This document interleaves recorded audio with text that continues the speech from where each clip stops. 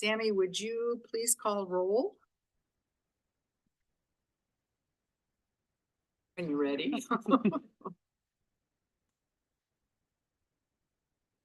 We have Counselor Smith. Here. Counselor Wells, Counselor Lehman. Here. Mayor Bell. Here. Counselor Engelbretson. Here. Counselor Fox. Here.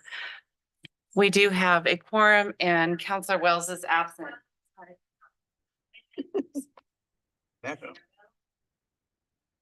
Thank you very much. Okay, the work session tonight will be on the capital improvement plan. And this is spring of 2024. We also have for comparison the CIP from April of 2022. So that's will be an interesting comparison.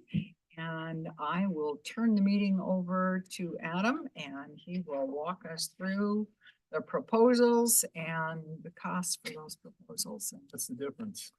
Yeah, the extra one, this landscape is just a bigger font for you. So the color is the proposed and the black and white is 2 years ago. We have it 2 different versions. Yeah, we did it in landscape format, so it comes out a little bit bigger on the landscape version. So we don't want anything to fall off the page because that would be really bad. Yep. So yeah, thank you. This one is all about CIP tonight. And of course, there's no way I could do any sort of CIP without the Public Works Director who's the one responsible for spending all of this and making the projects happen. Yeah, partly, not all by himself, but so what we've got tonight, what we wanted to accomplish tonight is to really, in looking at the materials that we have in front of you, the last time it was formally reviewed and the CIP was formally reviewed and adopted by council was in 2022. It didn't happen in 2023.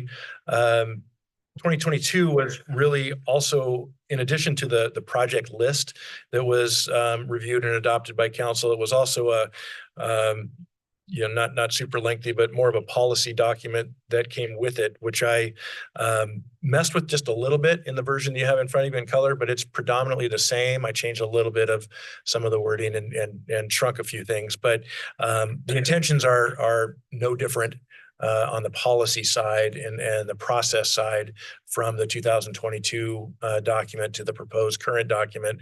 What is different is I kind of created 2 formats on the proposed. So I'll just, before we get into the meat of it, there's the narrative that is, like I said, is generally the same as 2022.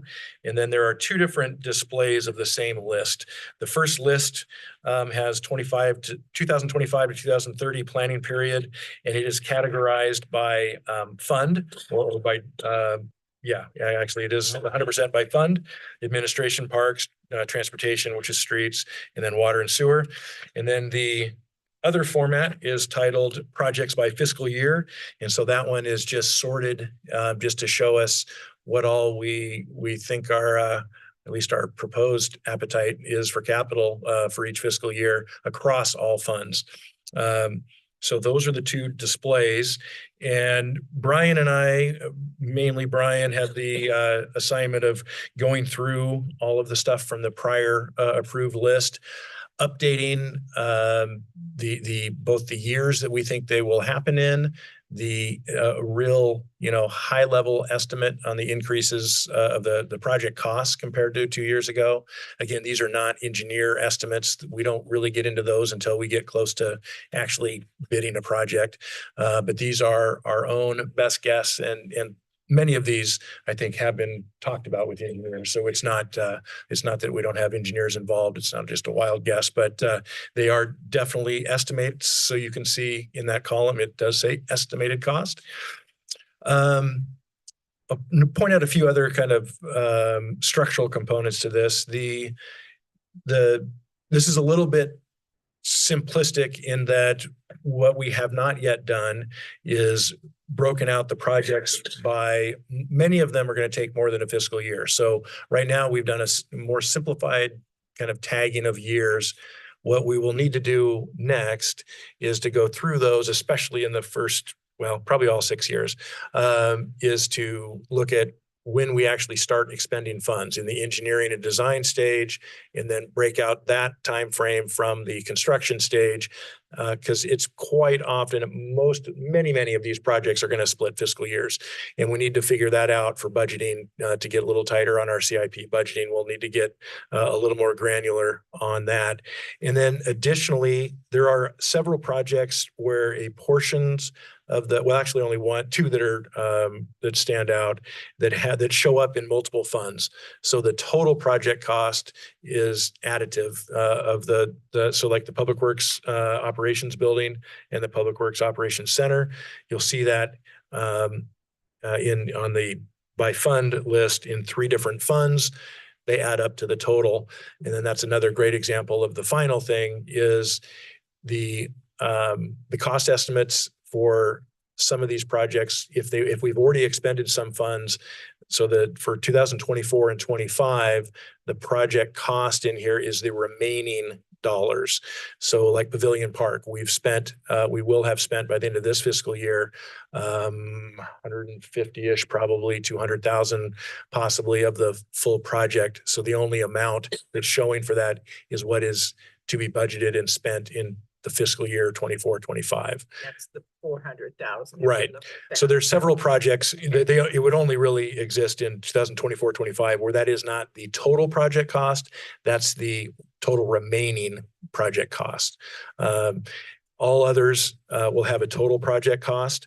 And another slight, I might as well just get these little details talked about. There are several projects that we think are likely grant funded or potential grant funding. So we're still listing the total project cost in here, even if those grants are the type of grant that never hit our books.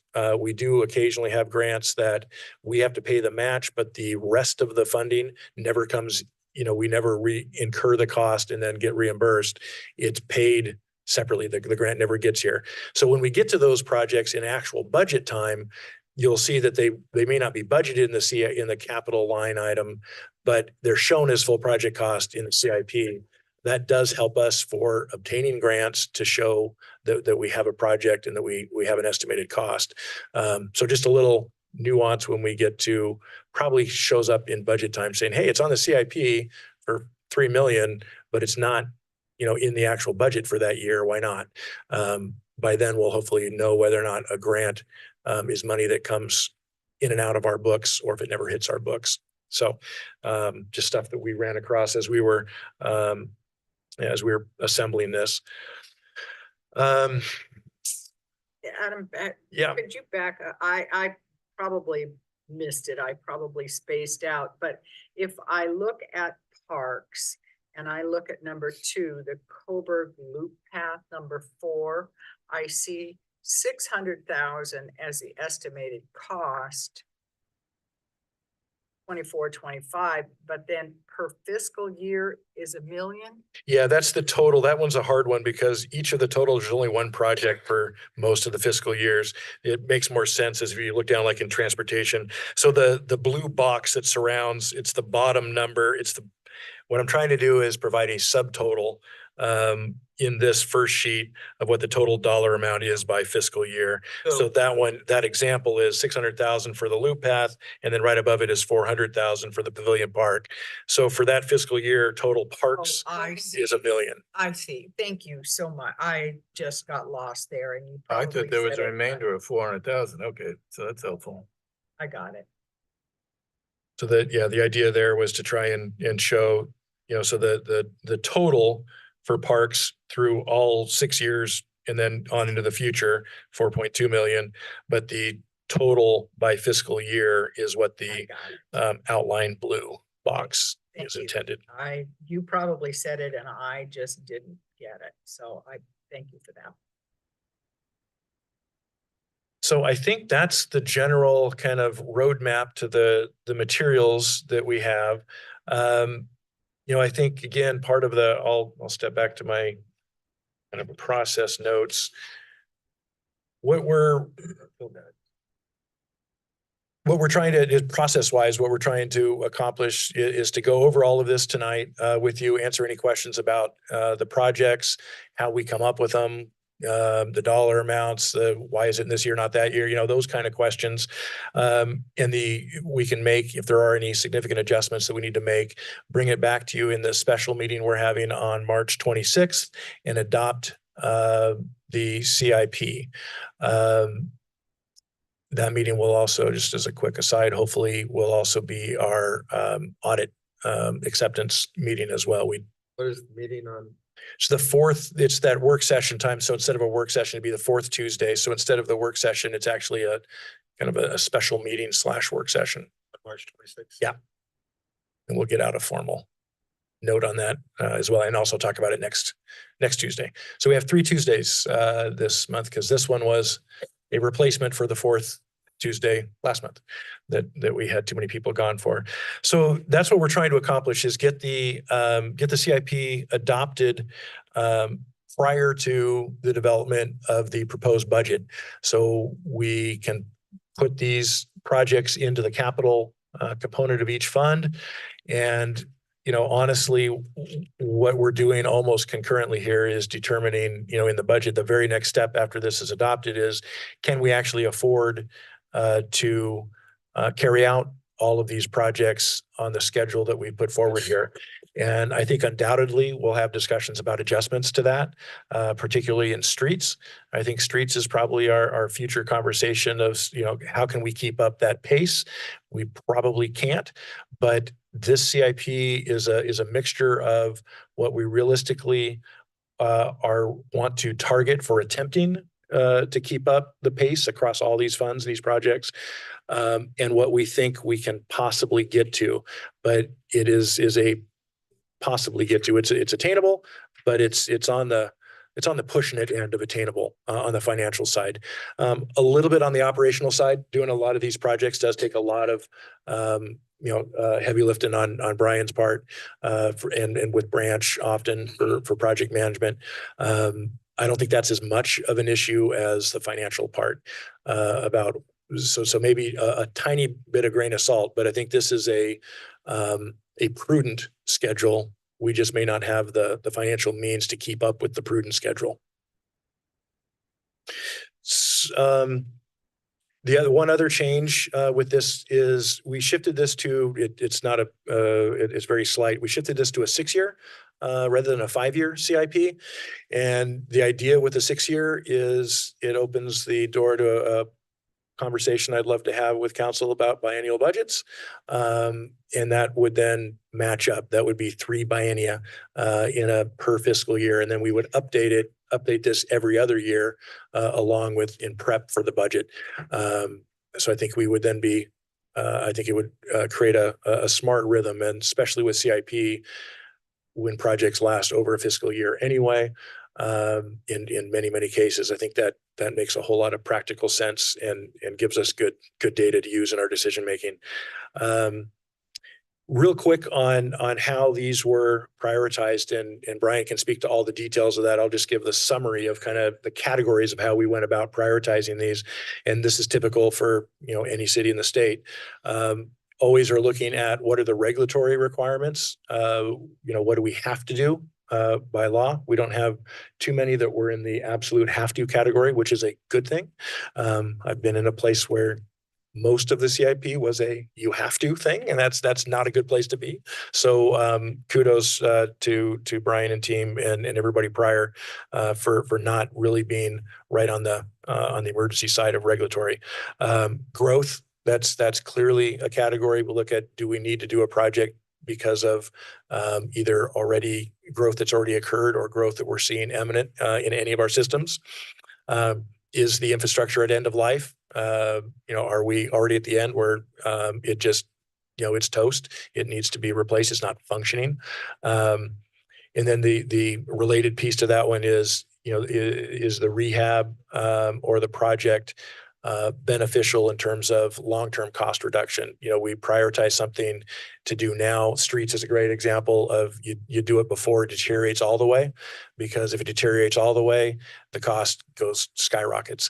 So if we can rehab something before it's in the all the way broken category and actually save us money, we will try and prioritize those higher. And then the final kind of general category is really based on funding opportunity. We'll place some where we think we have a likelihood for external funding, grants, low interest loans, other kind of things that that would get a project done that if we didn't have the opportunity in front of us would end up being lower on our list. So there are some there that probably fall into that category. And then, you know, a lot of it is if they meet one or more of those categories, then you kind of have to look at what do we have the dollars for, and what can we bite off? And some projects are flat out too expensive to all fit together in a year, and you got to stagger them. And we just have to kind of grin and bear it on some. But at least this provides us all a common roadmap for when those are expected to occur, and then we all have a common understanding kind of why they're expected to occur that way. And again, most of these projects come from various master plans that have been looked at, you know, by council prior, by some of our committees prior. So they really all stem from master plans. Some don't have a master plan. You know, City Hall doesn't necessarily have a master plan to draw from, so it's not exclusively a compilation from master plans, but that's the vast majority of them connect to the Parks and Open Space Master Plan, the Water Master Plan, Wastewater Master Plan, and our transportation stuff. So they've all probably been discussed and reviewed, and various you know, engineer reviews with Brian and team as well. So that's kind of the general layout. I don't know I don't know exactly how you want to roll through these. We can just line item by line item, kind of step through and explain the project, or at least talk kind of issues by fund, at least. I don't know if we need to go through like on streets. Do we need to go through the, you know, line by line? But we can give you kind of our plan and any kind of points of interest on a fund by fund basis.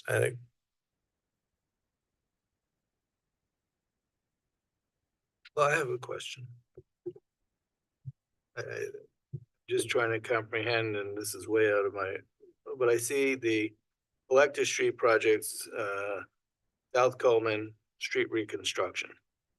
And I get that it needs to be reconstructed, 900,000, but then Skinner Street, which is a shorter way, and there's a whole bunch of Skinner Streets, but the Maple to Dixon, which is, I'm afraid to drive on it when it's snowing because I don't know where the potholes are. It's only 100,000. What page are you on? I don't have patience. Well, it's Oh, number 26 and then 29, I No, think, and that's- down. 29 down, 31 and 26 is what I'm looking at, With but the maybe it's because it's Transportation Oh, okay. section. 800,000 altogether. Which I'm not looking at the right page. Is that in the project? water is- Or planning period? I'm lost, sorry. Sorry? Where you're at. So which fund are we talking streets or water? we're talking Streets. Streets? transportation. Okay. Transportation, Mm-hmm. which should be And what project numbers? So the project numbers are on the left. It is 26, 6. and then it's, 29 through 33, and it's broken down into parcels, so. Got it.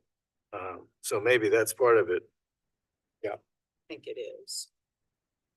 So, you're wondering why, the Collector Street project is way more? Yeah. So the collector streets are gonna have to be designed and built as a collector. So the design standard is gonna be a little bit different than the Skinner. So Skinner's a local. Right. So it'll have a little bit different feel. So we have to kind of think that way higher up with like stormwater management. How are we gonna handle the stormwater on the collector? So are you Um, talking curbs and gutters on the collector street? Or curbs anyway? It's possible. I mean, nothing's off the table, but there's been no design for South Coleman. With the Collector Street project, that we're gonna start this next year is for North Coleman to Mill and then down to Skinner. So that'll be the first phase, right? And that project, we're looking at $750. So this 900,000 is in fiscal year 28-29. And is that a guesstimate or? It is a total guesstimate, Okay. right? The dollar or the timing? Both, but Yes. definitely the dollars. Okay. Yes, Is that a Um, guesstimate for the price in 2028, or is that what the price would be today? if the. A little bit of both, it's just adding that extra layer of inflation that we think might happen, right? I don't have a crystal ball. So you are projecting. Yeah, that it's there a would be total an projection. increase. Yeah, and short answer is, yeah, in a very rough sense, it is projecting out for how many years forward the projects might occur. So it would be additive on boosting a 15-18% per year. You know, you extrapolate that out generally, very roughly though. This is rough. And really, you know, one thing that was in the narrative that was in the prior document and I retained in here is, you know, the first 2 years of the CUP or CIP will have much tighter numbers. You know, we'll have a very good sense because they're, you know, somewhat imminent and we'll have been, you know, really figuring out what those projects will look like. But as we get, the further out we get, the more estimate-y they get because there's so many variables. But, you know, the collector versus neighborhood street issue is a really good one. And we've been having a lot of conversation, Brian and I, as it relates to, we're seeing the design for North Willamette, Harrison and Macy, that project that was supposed to have gone out to bid. We've held it up a little bit because of some concerns we have about how to fit everything together. And it's a new thing for me to come into having major neighborhood streets without curb and gutter. And the assumption being, I'll just a little off track, but the assumption is we got a 60+ foot right of way. We're paving 20 feet. Oh, tons of room, right? You can maneuver around driveway approaches. You can maneuver around various on-street parking, trees, you know, all that stuff. You really can't because of the negatives that come in. And I love the idea. I thought it was really a head scratcher when I got here about, you know, using the streets for pedestrian transportation. Not seeing much in the way of sidewalks, but I walk a lot every day to get out and look at things. And I love it. I see the value in it, but the trade-off is that you have such large storm drain. You know, storm drainage takes up a really large percent, and we can't build it to just hope it catches enough storm drain. There's calculations. So you have rain gardens, and it's actually as engineered. It doesn't look like it because it's not curb gutter sidewalk, not as structural, but it is as engineered as anything else, and it takes up a ton of land. And you know, when we talk collector, that is the opportunity, as the mayor said, that's an opportunity to look at what is our appropriate street standard for collector streets that are also collectors for pedestrian. That is typically connects with the safe routes to school, you know, those kind of things. When you do a collector, you typically build it differently than you build neighborhood streets. And you know, it simplifies some things, and it takes into account, you know, it grab storm drainage a lot better. Storm drainage is a challenge the way we're doing them, not only in design, but in maintenance and upkeep. You know, O&M costs year to year to year that just don't go away. Curb and gutter is much more efficient from an O&M perspective.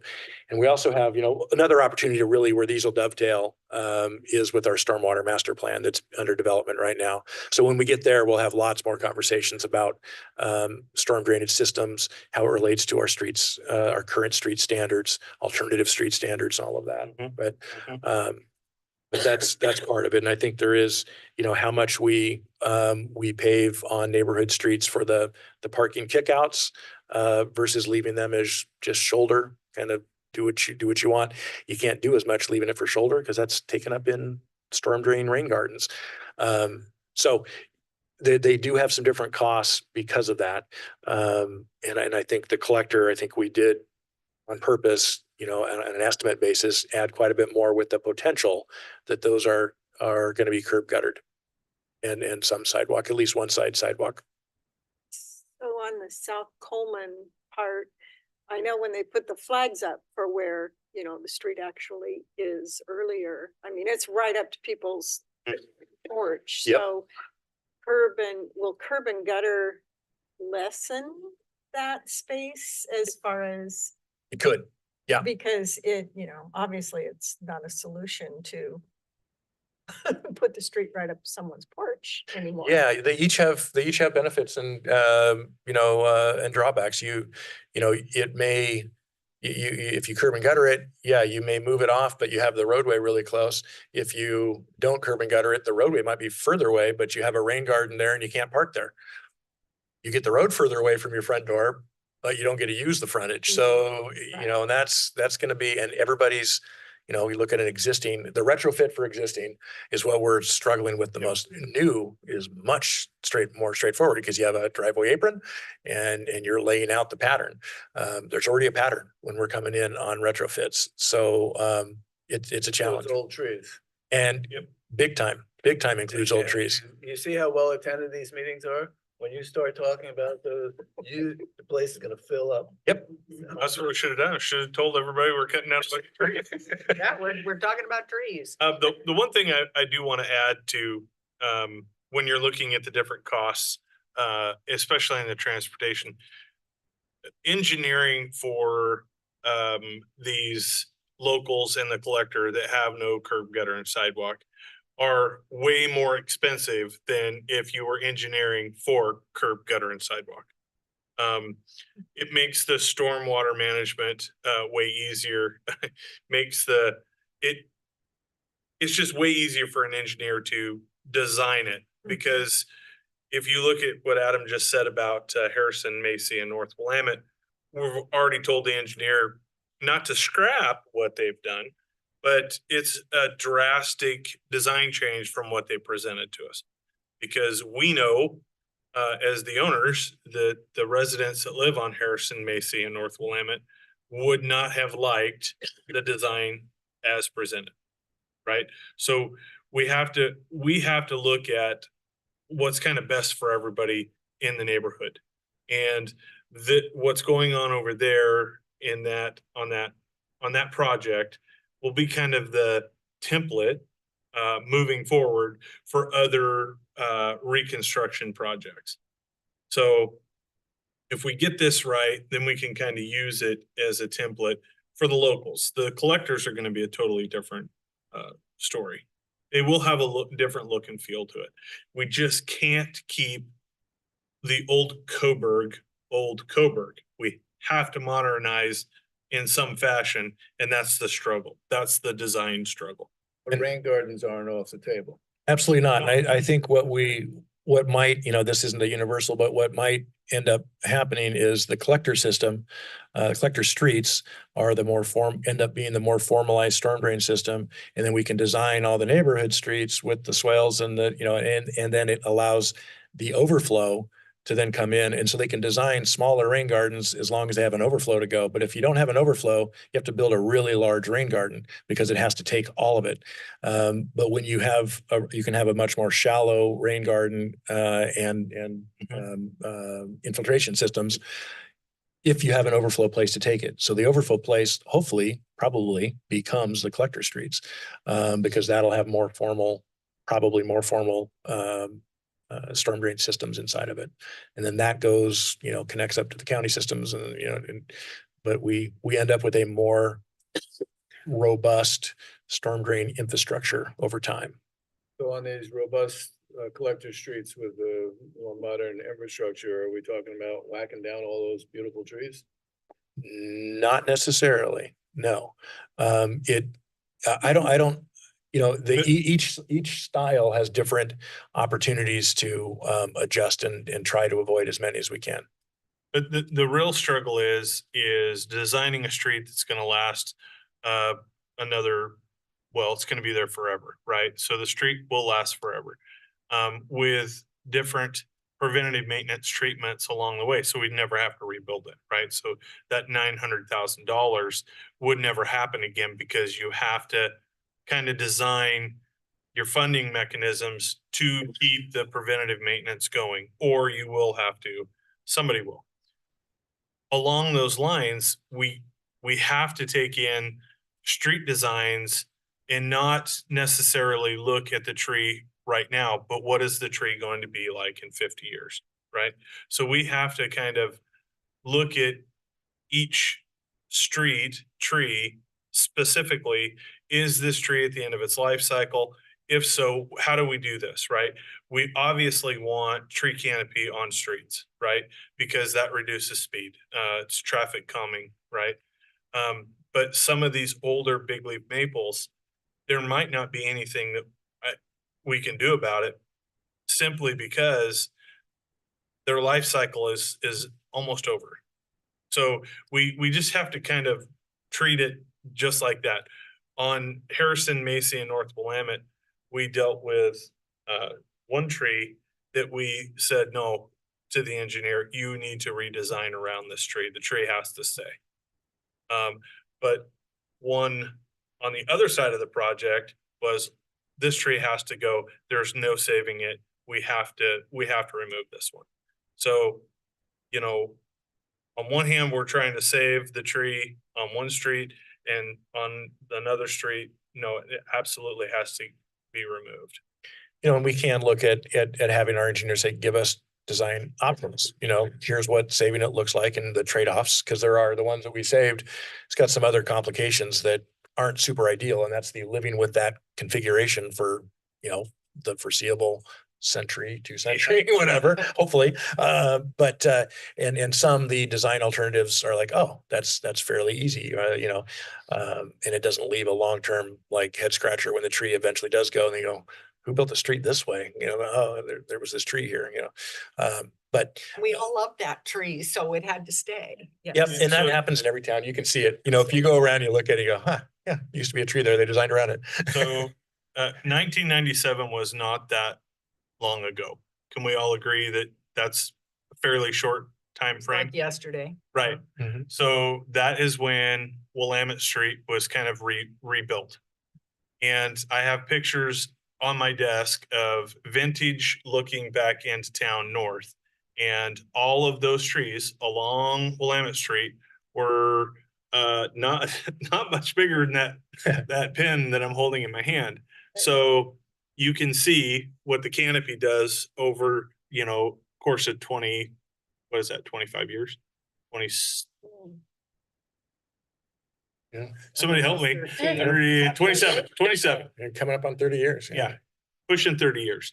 So it didn't take long for that canopy to get back to, you know, basically covering the road, right? I think with collector streets, it's another thing to work into is planting tree plantings as part of the project, you know, to start with. So if, whether we replace or not, whether we're augmenting or replacing, that's another element of a project is trees and collectors.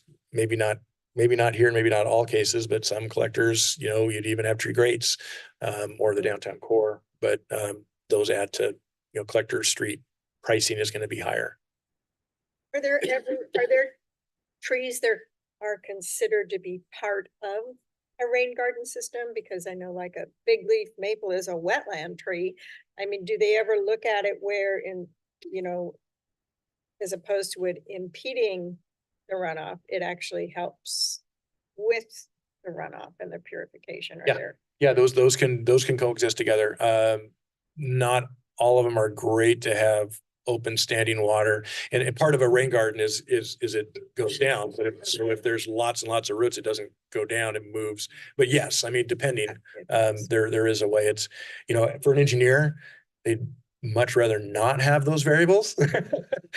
Variables are bad. They solve to get rid of variables. So that's the balance. Yeah. So the just real quick on the infiltration ditches and rain gardens. Compared to curb, you know where I'm going with this, curb and gutter. It's way easier to maintain curb and gutter.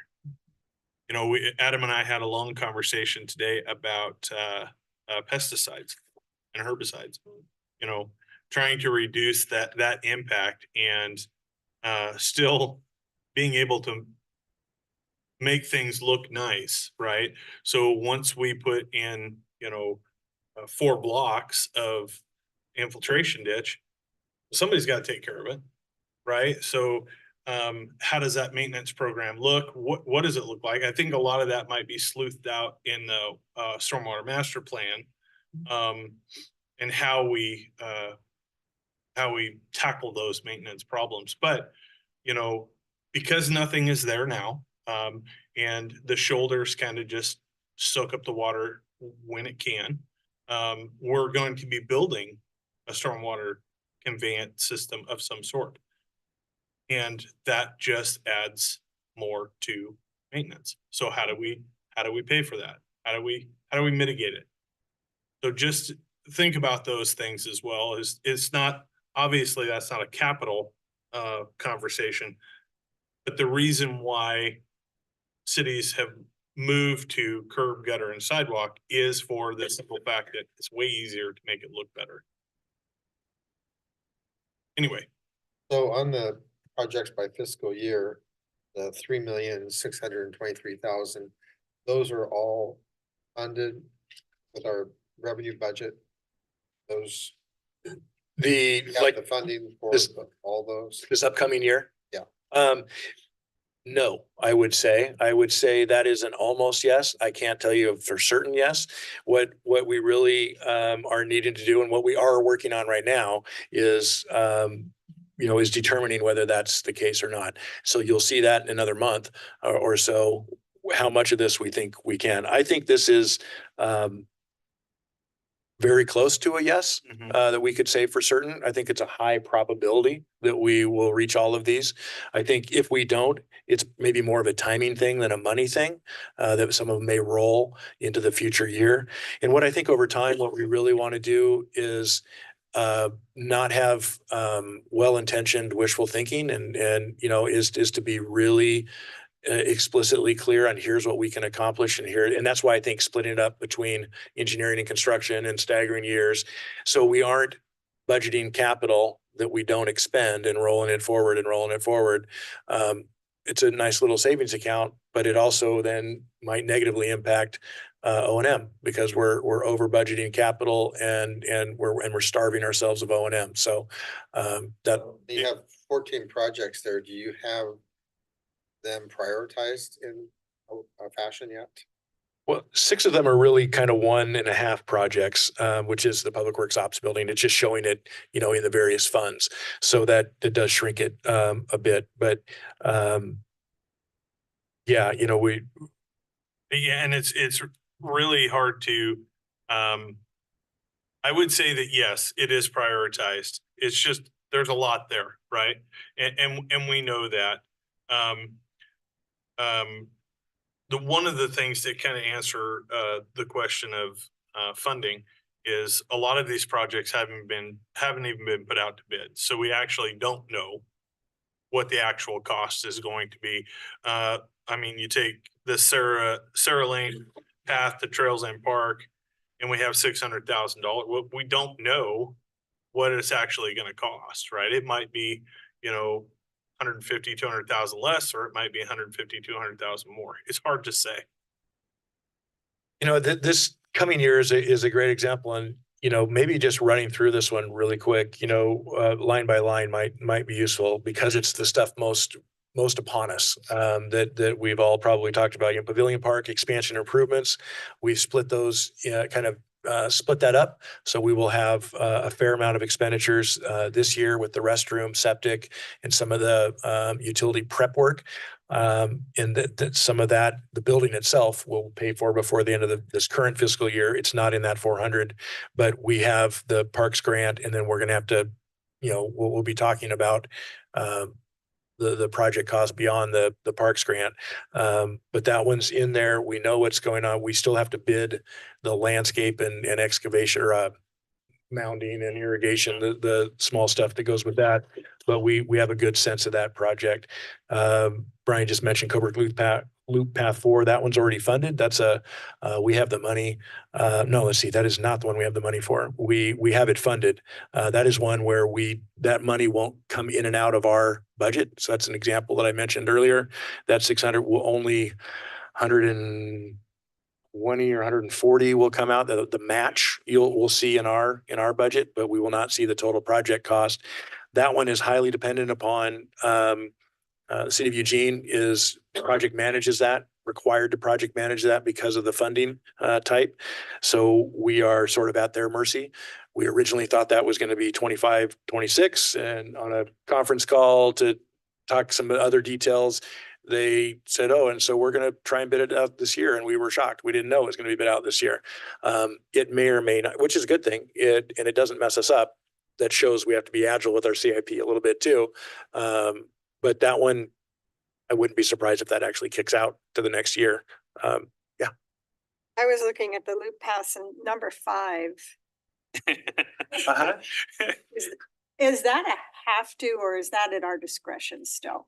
Oh, absolutely. Almost all of these are at council discretion, but Loop Path 5 is, I mean, that's showing way out, right? It's 2030 plus. Which isn't all that long when you look at, No, Well, you had to really put an emphasis on the plus part. Yeah, we- 2030. so we're not tied into having to continue with loop path trails if our budget doesn't warrant. Absolutely not. I think we would want to revisit that master plan at some point and talk about it. But I think, no, that's a great one that I probably didn't say. Stuff that's really beyond the planning horizon, which is, 6 fiscal years from now. We want to, it's not an exhaustive list of things that are beyond that 6 years that we want to keep track of, but it's kind of like, in the retreat, a parking lot kind of thing. It's like, if that's a real project and our master plans indicated and it's an approved master plan, we should at least have it exist. Like I said, it helps for grants that we have it showing there. But when you look at stuff at the 2030 and beyond, that we aren't necessarily budgeting for that right now. When we talk water and wastewater, that might be different. The 2030, 2032 stuff, we're going to be talking about rates and ending fund balance and strategies, this coming year for the next, to be able to fund those.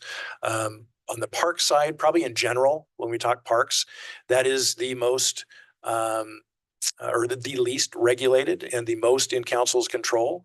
And I have a note next to that on the parks is, how much is enough? That's every community wrestles with how much is enough. It's a quality of life thing. It has great value. It has economic development value. There's all kinds of pluses to it.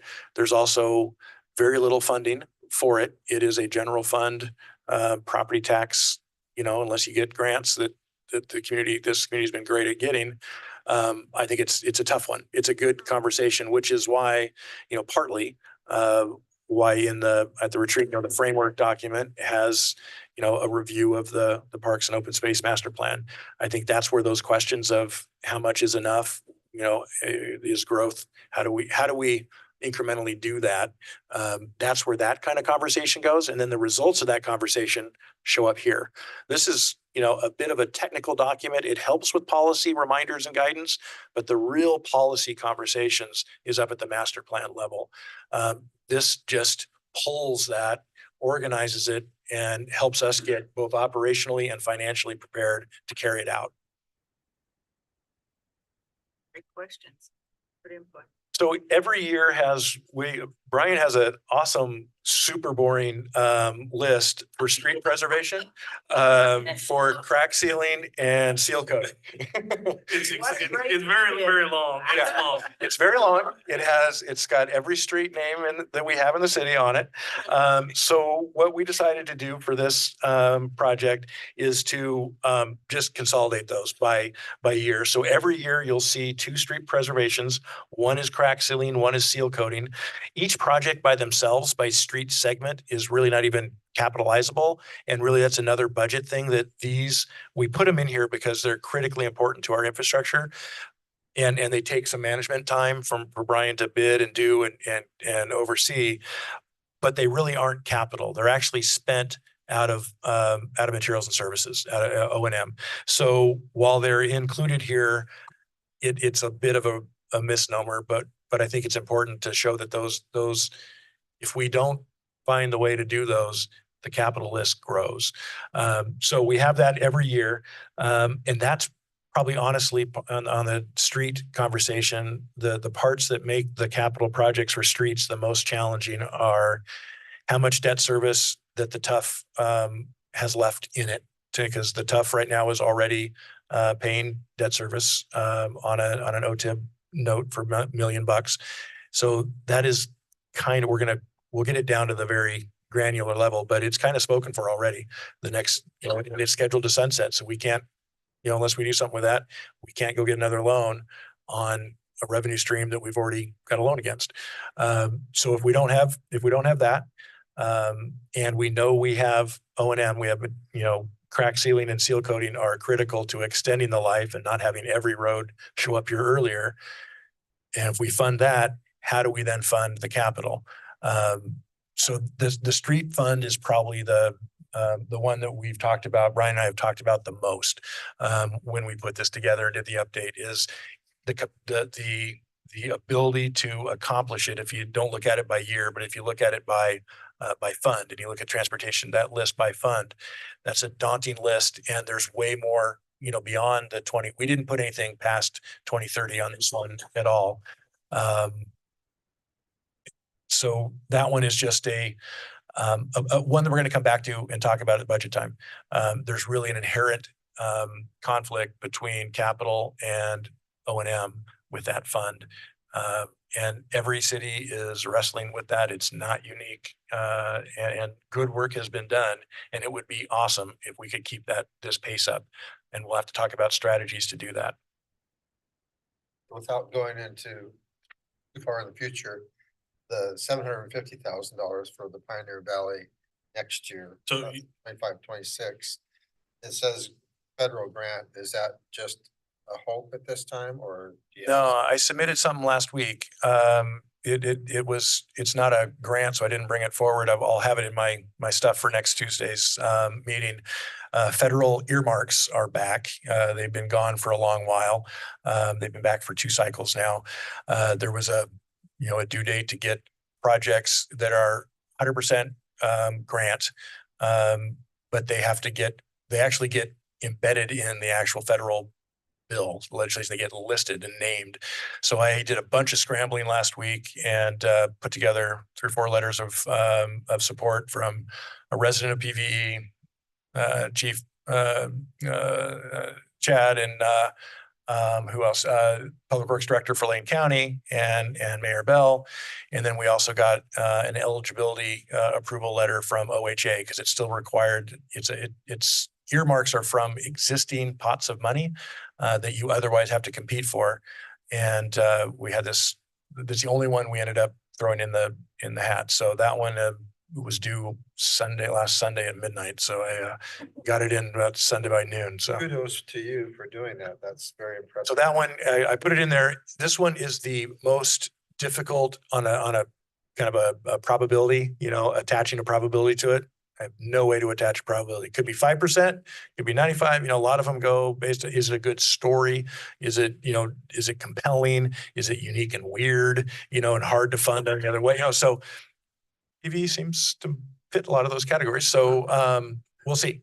But that's why we attach that. If I didn't have a lead on a specific grant, if we didn't know that there's something that fits the project at least, we wouldn't list grants as a potential funding opportunity.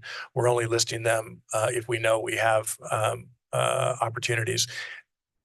As I say that, I'm probably have to put an asterisk. The parks stuff, I put unspecified grant. I just realized those are, the parks, state parks and rec have a ongoing program. And I think that is, it's likely that's the pot we keep going back to, and then looking for some other unique stuff out of that. Setting that aside a little bit, if it doesn't materialize, that will be a huge budget consideration for the following year. If we're going to try to do the Pioneer Valley work. So that's a great question. It's one of those things that Adam was talking about earlier about how we kind of have to be nimble or be able to adjust this, because Pioneer Valley Estates is on there in the 25, 26. if something happens and we don't get it, it's very possible that it might go down to the 26, 27, right? So it's, I mean, we just have to be able to have that. Is that right? Yeah. Yeah. You know, I think part of that is also when we break this apart and we get more granular and we talk about engineering versus construction, there are some projects that we kind of have already queued up that might have engineering and design done 2 fiscal years before we show the construction side of that project expressly for shovel ready, you know, to have them ready for grant opportunities.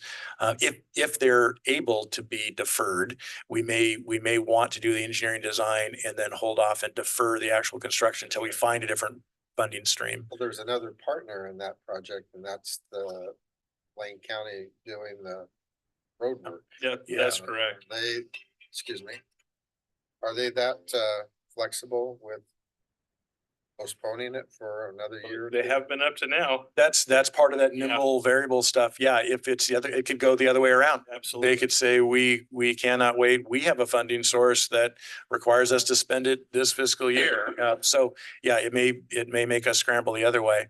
On that particular note, I wrote all the letters of support because it was like on a Thursday and just hoped everybody would sign them. I didn't want to make them write a letter.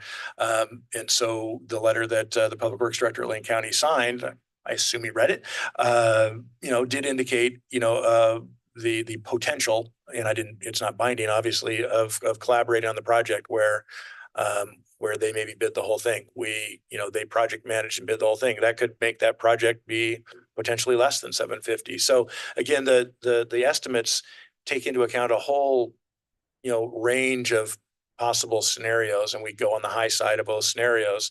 But we could, I mean, I would start lowering the probability, but you know, there is a potential that project could be done in that timeframe with very little to no money out the door for us. Or if it has to be money out the door for us, it's more like 550 than 750.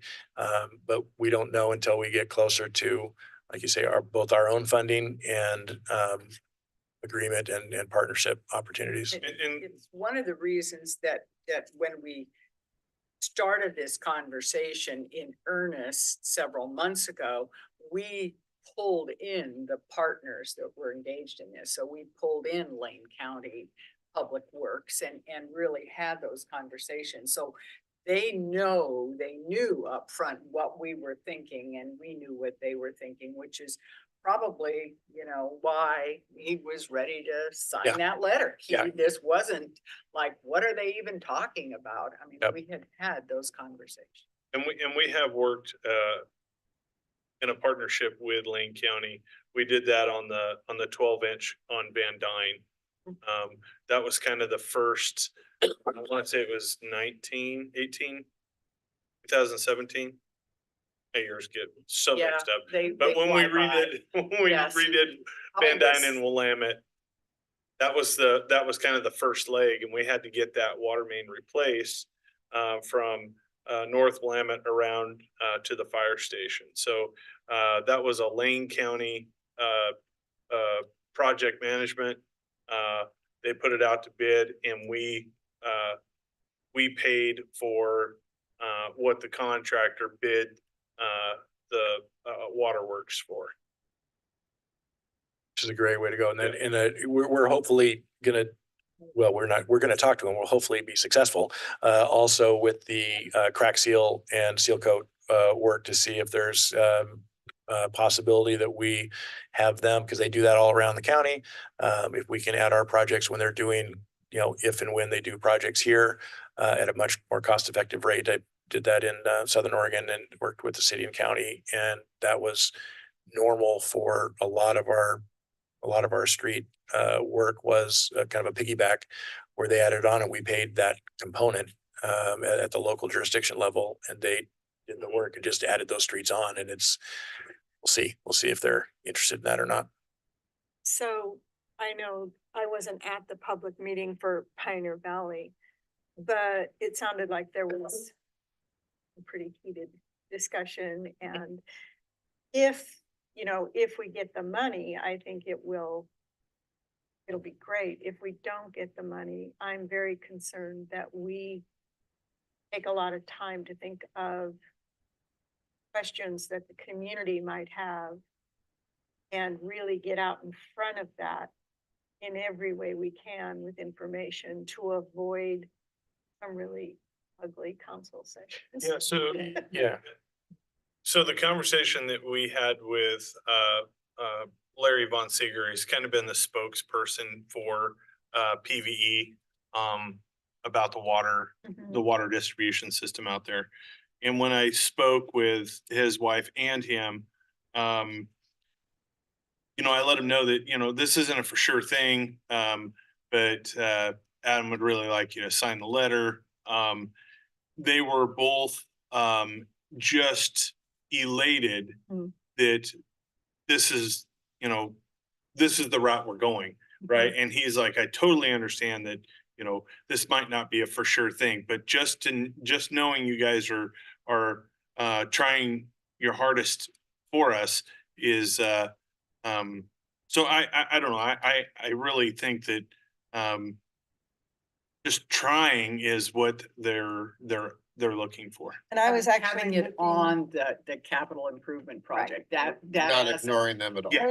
I was actually looking at the other side of the coin, not Pioneer Valley. You but were the looking, citizens of I know what you're Colburn, talking about. because the more information there is to help people understand, I've gotten comments already is, why are we paying for Pioneer Valley after all these years? And it's like, I don't know the answer. Mhm.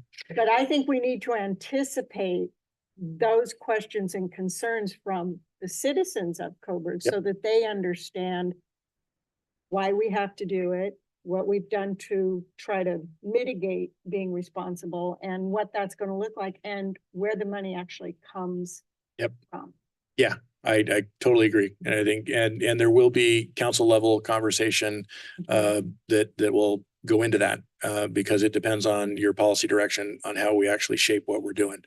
Public education before it happens, I think, is going to be key to avoiding a lot of issues. Yep, because there's rate conversations, there's a lot of conversation around that to clean it up and to not have it follow us. Right. Right now, it's fairly messy in terms of trying to trace back and pull all of the pieces. And to be together. able to avoid that in the future, I mean, if we're committed to having to do this, It it's needs really to be much important that the clearer. citizens understand how and why. And we We understand. Right, and we have some staff recommendations, staff options and staff recommendations that will definitely, you know, put forward, and then that will shape, you know, hopefully help inform your decision. Your decision then drives how we communicate that. I'd like them to have a lot of answers to received questions before we have to make the decision. That might be a good thing to put in the, you know, a little flyer in the water bill like we've done in the past, although, yeah. You don't Everybody's really still have getting- a water I was bill just that gonna say, but most maybe of us- people aren't getting a water bill anymore. They're going online, which is great. And even maybe a special mailer at some point as we progress through that process to keep people updated as to the process and where we're at. how it's being Probably done. as we know more As- what is happening as we move forward, then those, Yeah. all of those things. will Kind of Yeah. a continuum Any of major project. education as opposed to a one shot. Yeah, absolutely. Better at proactive communicating. Yeah. Yep. And I mean, this is you know, one of those things where there, you know, this was sounds like it was several decades ago. 50 some years ago. Our Coburg operated in a different manner, you know, handshake agreements, that sort of thing. So, you know, part of it is just a brief history of Yeah. how it happened. And then also letting people know that's not how we conduct business in Coburg anymore. You know, we're not going to be casually entering into an agreement that could have, you know, long-term implications. Yeah. that And our I current think also process the is why happening. are we re-entering into another agreement? Probably we need to let this one go at this Right. point and Yeah. move on forward. Otherwise, we're gonna be here We'll be for all night. another Yeah, really long yeah. time. And then I probably will stop biting my tongue and give like opinions and stuff. So we won't get into that right now. Yeah.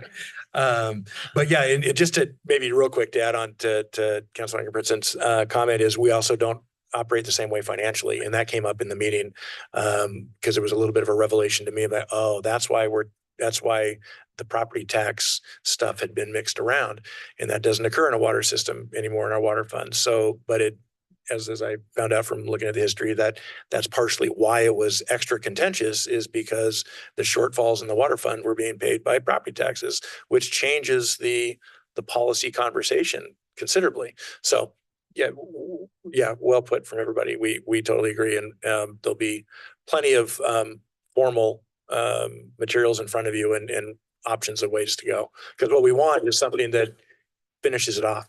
That makes it, we can't skirt, and kind of ride both sides, and neither can they. Nobody, we're all riding kind of multiple sides, and we need to land on a path and own it and go there, whatever that may be.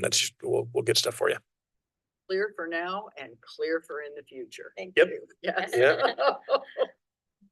So I don't know if going through finishing the first year, which is why we shouldn't probably go through the whole thing one by one, because we'll be here until midnight. But the Midnight's looming. Yeah. So Industrial Way, that one is related to Loop Path number 4. So those two are linked projects. They're linked funding as well. They're managed together. Again, that one we'll know, the actual budget later.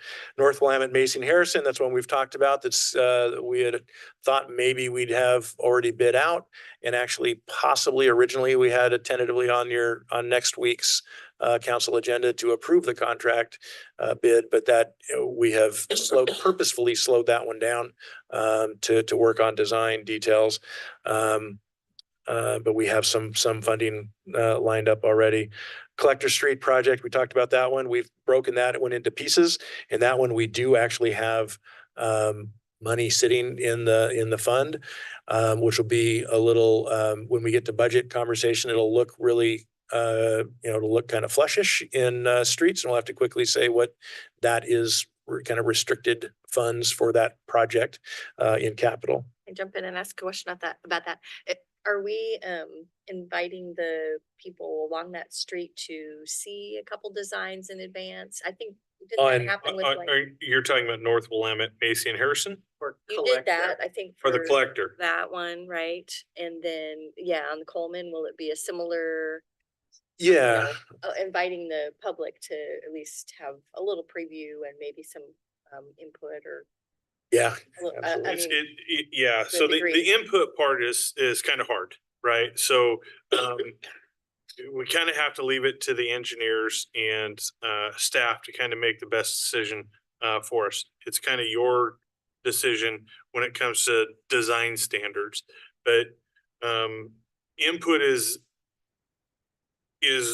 great, but the reality is we still have to get it designed, right? So and we did this with Harrison, Macy, and North Willamette with like the speed cushions. That was input, right? And we incorporated that into. So we just have to be careful with what input looks like.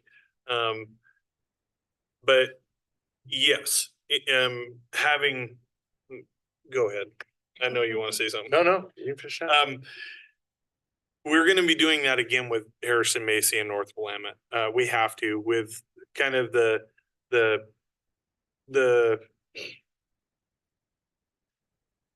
We've had to giving take the a engineers step back yeah and sort of look at what the preliminary engineering design created some issues that we just really don't want to impose upon those neighbors at this point. right. Well, would you add to that? Yeah, so the redesign and giving the engineer a little bit more clearer direction of what the owners want is going to look a lot different than what would have been put out to bid. So we have to kind of bring everybody back in and say, here's what we're thinking. We're not there yet. And I'd really hate to get so early in the design for the collector that we get some engineered plans back and we do this all over again. That's kind of what we're trying to avoid. Because that's so expensive. Yes. Yeah, and I think part of the answer too is awareness of a upcoming project and input you know, on a project are similar but different. And the input, I think, like Brian said, we have to be careful about what stuff is awareness and informing and what elements are input. The speed cushion is a great example. That one is a little more, I think, probably council and everybody was probably pretty, you know, it's not a required component of a street. Haven't had any in town. We should take that topic and maybe handle the communication with the neighborhood differently than say whether or not, you know, you get a rain garden or a curb and gutter. You know, that's still, that one is kind of riding on the fence between, is that, you know, awareness of a pending project and what it's going to look like, or is it input? But I do think it is careful to construct, but as Councillor Fox said, I think in all of these cases at the baseline level, which again is part of the framework communication plan and how we get all this words out, all this input out is awareness, is letting somebody know that we have a project pending. It's within the next 6, you know, we're generally doing design. It's likely that this street, you know, is going to get torn up for water, sewer, or streets, you know, in this time frame. We think we'll have a pretty good handle on what it's going to look like, you know, around this time frame, and we'll let you know. You know, that kind of, you know, that's some communication. And then truly we'll need to figure out where input, so we can be clear, because what's terrible is to ask for input when you know you're not going to use it, when it's already baked, right? You know, whatever you're asking for, if it's already baked in, or if it's mandated and required, you're asking for input on something. So I think we can craft it, but probably more so than water or sewer. Street projects impact what property owners do every day, because it's accessing their property and navigating around town on foot, bike, or car. So those have kind of special interest, and I think we need to probably boost our efforts on transportation relative to the other projects. Not that we avoid talking about the other ones, but they're different. Yeah, so when we talk about design of a street, you know, you talk or design of any, you know, public works project, capital project, it's the 30, 60, 90% plans.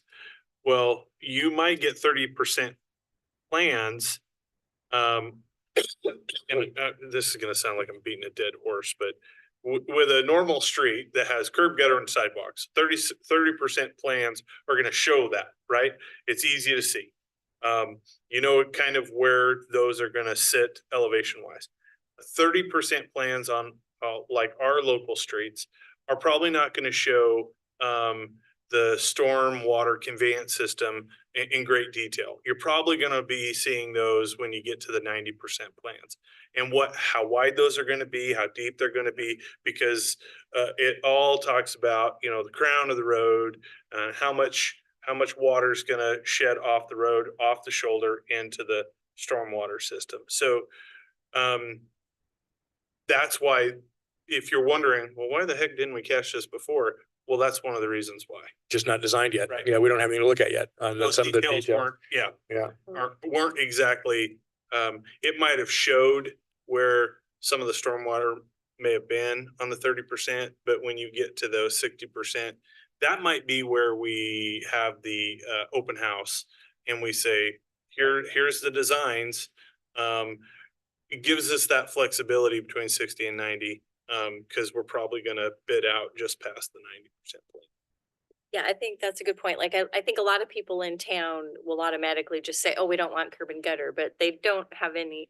This is the first time I've heard, you know, or that I remember hearing, well, here's some specific reasons why a curb and gutter would be better than a rain garden, and just that kind of information for people.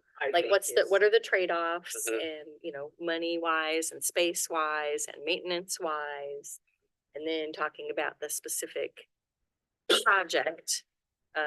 You know, that helps people understand.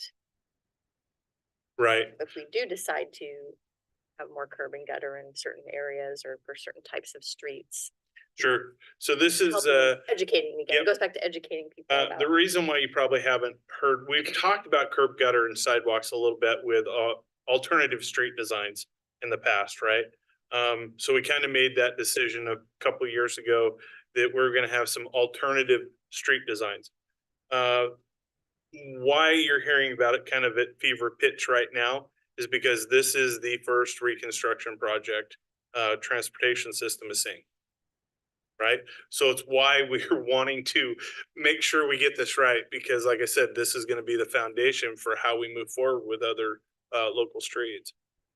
Some of the communication that, we can move on to the list here, but is also one-on-one. North Willamette, we are going to be talking and probably dragging the 90% plans out and talk and point with 3 or 4 probably property owners.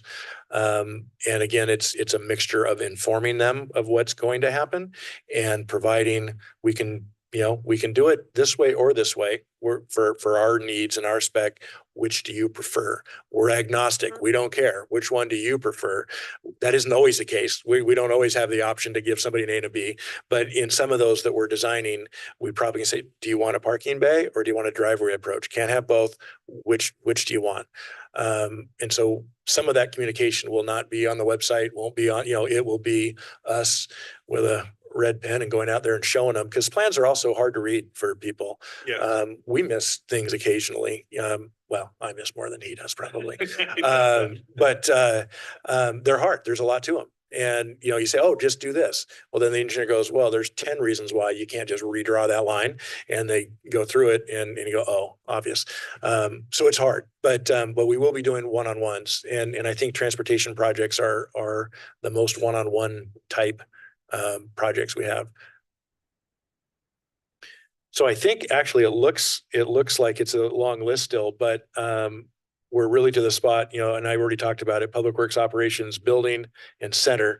Operations Center is really the fuel system that will be kind of right on the heels of the building being done.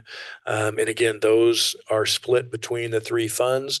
We are cash funding that project, which also means that that puts a dent in the capital we can get done in those 3 funds. So that, which is a great thing. It's much needed. It's great that this all predates me. And I think it's smart. It's a smart project. We're going to gain a lot from it, short and long term. But it does mean that there may need to be some patience on probably streets primarily, even though it's the out of the 3, it's bearing the least percentage cost. It still impacts capital there. And the fuel station, we talked about that a little bit with emergency management stuff. It's got a lot of residual byproduct benefits with it, aside from the direct operations, and hopefully some operational cost containment. And then the only other one on that list is Stallings Lane, the water supply, well 3. The well is done. We've already spent. So that again is another one where that's not the totality of the project cost. That is the treatment component and the transmission line that connects that to our existing system. And that part is clearly going to happen. The majority of it happening in this next fiscal year. Some of that even is going to be in this fiscal. Another thing that we're doing that we've talked about in prior meetings that I didn't hit on early in the meeting on both water and wastewater. We talked about the Consor subcontract that we have to do some water capacity analysis. That is underway. That is kind of a super mini, kind of a, what would you call it? I mean, it's about as mini of a master plan as you can get. It really is saying out of the money that we have left in the water loan, about 2.4 million. We're getting that narrowed down. What is the best way to use it now compared to what did the water master plan say in 2016 was the best way to use it? Should we plow everything into storage? Should we look for additional supply? Is looping the system, out, looping the east side, the best thing we can do for our system? So that will inform this CIP in years moving forward as well. And then likewise, next Tuesday, we'll have the actual contract in front of you for Kennedy Jenks to do a very similar thing on the wastewater side. Capacity, real down and dirty, as low as cost as we can get to give us some calcs and data and forecasting about where we actually stand relative to capital needs in both of those funds. And I'll jump on, we didn't hit this current year or this coming year didn't have anything in sewer. And sewer is if you look at it by by fund, a lot of the sewer stuff is in the 20-30 plus category. That's a good thing, but it's also, as Brian and I were talking about this week, it's also something when we talk budget this year, it's our opportunity to be disciplined on our rates and our any fund balance targets, and getting that in as good of shape as we possibly can for when we know significant capital will be coming. So that'll just be we'll be beating that drum consistently, because it may look like, oh, we can do nominal or no rate increases, and spoiler alert, I'll be advocating for rate increases to be able to handle what's coming down the line. And the Kennedy Jenks contract will give us a better idea of the timing of those. We know they're coming. We know that plant is performing really well, and we're exceeding some of the timelines that probably some of originally people thought, but that won't last forever, guaranteed. That would have gone then on borrowed time. Right, so to we're speak. on- I mean, we don't know when. Yeah. We're on productive, well-designed, well-decisioned, extended time, but that time needs to be used wisely, which is getting a little savings account going. Yep. I'd have a nest egg. Yep. And that won't take care of it by itself, clearly, but that will allow us to properly fund for what's coming. And that's where those sneak into the regulatory prioritization category. So that was just a sampling when we hit that 1 year. And like, as I said, the further out we get, the more, estimate they become, both in dollars and time. I'm just going to look by fund and see if I have any other notes of kind of general commentary. Ultimately, the water fund, we are going to run up against the question of debt service and how much can we keep blitzing forward, on the projects. It's been great work that has been done to this point, and we can reach the finish line as smartly as we can. But we will be needing to think about additional funding, and we will have to look at every fund and say, what is its debt ceiling? What is its debt capacity for the revenue that it brings in? And that one comes in second in our book to streets in terms of concerns. And then I just talked about sewer being a little bit different, but we have to be prudent or it'll be in the same boat. So that's kind of the funding and parks. We did hit on that has the most discretion, but probably the most interest from the community. And maybe right now is maybe the most, I don't know, wishful thinking or most optimistic, I'll say, for what we have financially, planning for. We aren't financially planning other than systems development charges. We are not planning much financially for parks. That's probably just reality. But that isn't to say we're not. We plan to mow the lawns, right? Yeah, operations and maintenance, but not capital. Okay. Yep. And operations and maintenance of the parks will become a challenge. And especially as of course, that goes hand in hand. You grow the park system, the operations and maintenance, what they have to mow gets, and manage gets more. That kind of loops back to the conversation of herbicides and pesticides. Yeah. Where did your conversation end? Well, I can tell you right now, Adam and myself, are, on the same team of, not using any, or as little as possible, right? We don't want to have exposures to the public, in parks, and we don't want to have exposures to, staff members. I think that for me, that's the biggest thing, right? Is not the person that's walking their dog, but it's the person that's applicating the spray, right? So we are going to be bolstering our SOPs for what we use, how we use it, when we use it, and we're going to go from there. we were having this conversation mostly in the hallway, so Megan heard parts or most of it, and I'm not sure if you were still in the hallway when she mentioned it. We were also doing an application for a rare intern that's paid for through DLCD to deal almost exclusively. The parameters are the TMDL program. And she mentioned the idea of possibly, because it's water quality related indirectly, of using that person to do some research and putting together, pesticide policy for us, which I think would be, which I think, you might have just left when she popped out and mentioned that. And I think it goes right in line with TMDL. I think it's really good timing. It has trade-offs. I've been through this in another community where you are trading health and well-being for aesthetic. And the only way to maintain the aesthetic is to have a not so small army of volunteers, always, and no slacking off, always weeding things, because otherwise, the different, you're blending grass to mulch planted area will just be grass over time. You'll just weeding it, and if you don't spray. So yeah, we're pretty fresh on the conversation. Actually, this afternoon was the freshest part of the conversation. So but it does impact our storm drain system, since our storm drain system is a natural system. That's where really TMDL, I think, really ties in strongly to that. If we're spraying the exact same stuff that we're draining then the water out to a creek, not so good.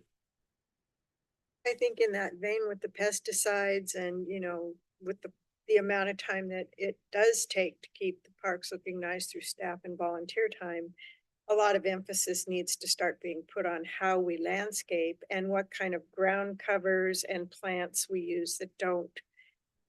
My theory is every time I pull a weed out of my flower bed, I need to go buy a plant and put it there, and then there won't be a weed the next time. But as we look at how we manage our parks, I think really taking a look, and there's some people on parks that are very savvy at what we're going to invest in as far as landscaping to help to mitigate the spray and the time it takes to maintain. Absolutely.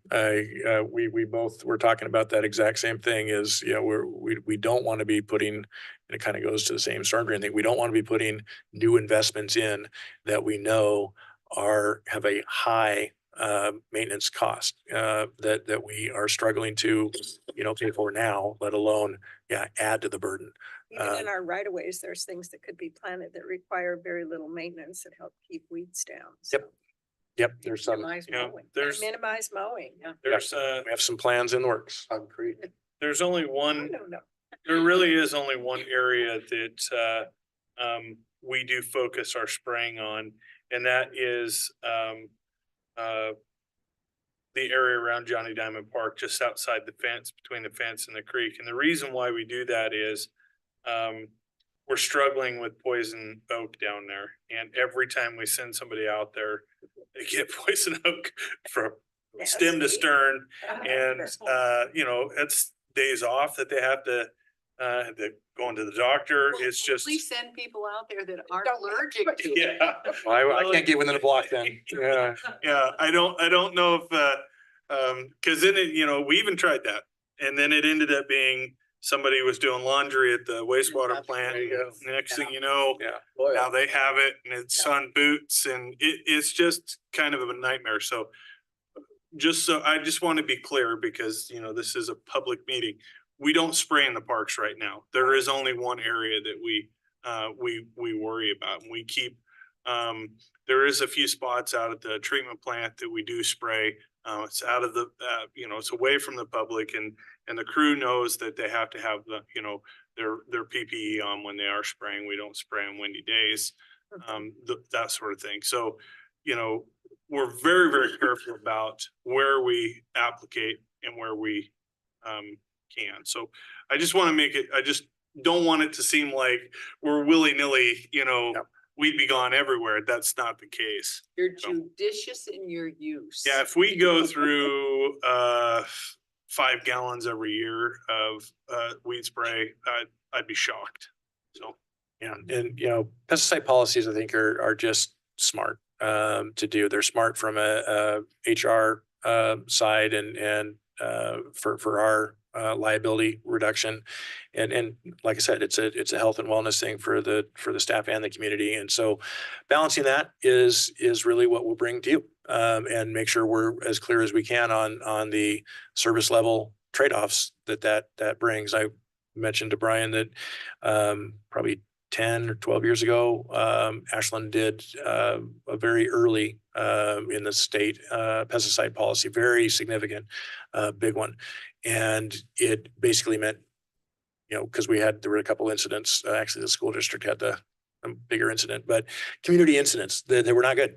And so the policy came about, and coupled with the policy, which was a drastic reduction, almost nil. I think the only thing that they allowed, and it had to be approved by the council or something, was athletic fields, where the parks operated the high school's baseball. It was actually the city's field that the high school leased for baseball, and that has a standard of care. So it was allowed there. But what happened concurrently with that, it's a lot bigger scale, but the same concept applies, is they hired a volunteer coordinator position specifically to manage like I said, the not so small army that really is necessary to try and attempt to keep it looking the same way without pesticide. And I think the community, even the advocates for anti-pesticide and the policy were pretty surprised 2 years later how messy it looked, from an aesthetic. Clearly was better from chemicals, which was the overriding goal. But everybody had to kind of change the dial on the lens of looking at something to say, well, that looks terrible. I'm like, well, that looks natural. And that goes to also the planting and the design that goes with that. So that all blends together. So yeah, glad we had this conversation tonight. Little bit off topic, but. Yeah, but yeah. Well, I Reasonable. can guarantee you that if it will someday be a capital project of some sort, because, of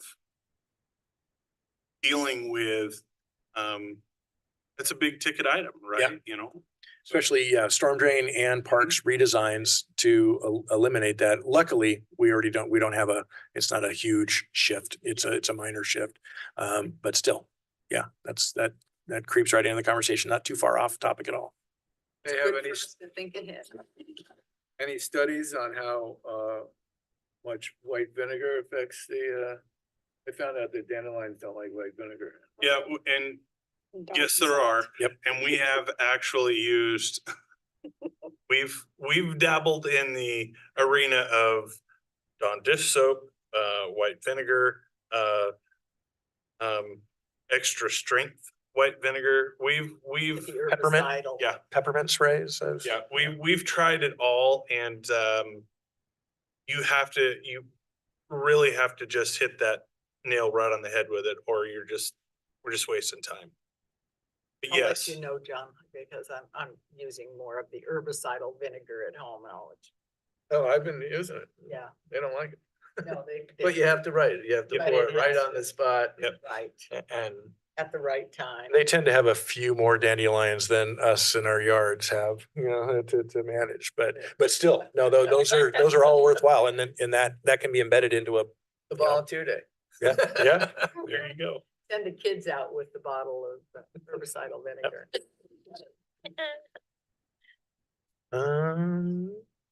Was there anything else like that we wanted that we had on our notes to make sure we hit? I think you hit it all. Cool. Okay. I like this breakdown. Oh, yeah. This really is nice. extremely helpful. Nice So presentation. Thanks for Good. doing all of the work that it took to do that. Good. Hopefully that keeps us, and we can pull this out whenever we're talking budget. Obviously it'll incorporate in, and it'll be referenced. So we'll continue to keep our eyes on it. Like I said, we'll be expanding some of the displays behind it to get a little more granular. And our first budget meeting is May. Yeah, we're finalizing the calendar. Yeah, it'll be either late April, early May. I think I mentioned it earlier in the meeting. We we finally got our audit back. We got it back at about 7:30 Friday night. And so we've met on it already this week to kind of look at, there's a couple we think corrections. So I sent that off to the auditor today. So we're hopefully going to meet with them tomorrow or the next day and get that finalized. Nothing significant. I think the big picture, and we'll talk about it coming up, but the big picture is, and it's what I expected is, and new fund balances really well and budgeted them appropriately. And so there are no material changes that you'll see. There's small adjustments, but no material changes to what the estimated carry forwards were into this year from what the auditors certified. So bunch of small adjustments that were normal. One weird out of balance thing that we've traced back actually to 2016, 17. That's kind of been dangling, not on the operational budget, but the balance sheet. So a little cleanup, but we don't quite yet know how to deal with that one yet because it's an old one that we don't know where it should land. But overall, good to get it done, good to get it crossed off, good to then be able to really, use those and feel good about the end of year, our current end of year estimates and estimated carry forwards as we build the next budget. Good news, finally. I just thought of one last thing. I know we were ready to close. One thing, and I put in the narrative that isn't in here is equipment fleet. We will, we will. Just that little thing. Yeah, we're going to add that category. Yeah. Just thought of it. It's going to be a category that we're still assembling our equipment schedules. We have obviously the listing of our inventory, but what we don't have is what fund purchased them. We don't have it in readily available, but Brian's pulling all that together. That will become a category. It's not its own fund, but it'll become its own. It'll look in the display like a fund. We can talk about how we deal with that later, but basically all the rolling stock we have will be its, I might show up in the administration area. I'm not sure, or its own. It'll become sort of an appendage to this. It'll be, it'll incorporate itself into here. That'll be the best place for it to live. And we have 10 or 12 pieces rolling stock. Yeah, and then, the other part of that is PD's patrol car. Right, our entire fleet. Yeah, so it'll be like a public works, and then, Don't have anything else, do we? not yet, but I found some really cool transit. I was looking on auctions today and I found a bus, I found a Suburban, I found a van. If you So I find brought a it to the VW auction. bus, give me a call. A what? A VW bus, give me a call. Bus? Okay. We have a bunch of, not a bunch, we have 10 or 12 items that, we'll look at kind of what its replacement schedule and all that stuff. What I think we're kind of looking at a 10-year and with police vehicles, I think it's a good conversation to be had in the general fund. Is the current system and plan working well or not? Is it costing us more than we think for getting the kind of vehicles we're getting?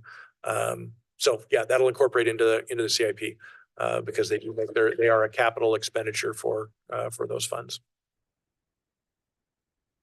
Sounds like a motion to adjourn. Anything else for the good of the order? Oh, okay, well then, I adjourn this meeting at 7:38. Thank you very much. Great questions, good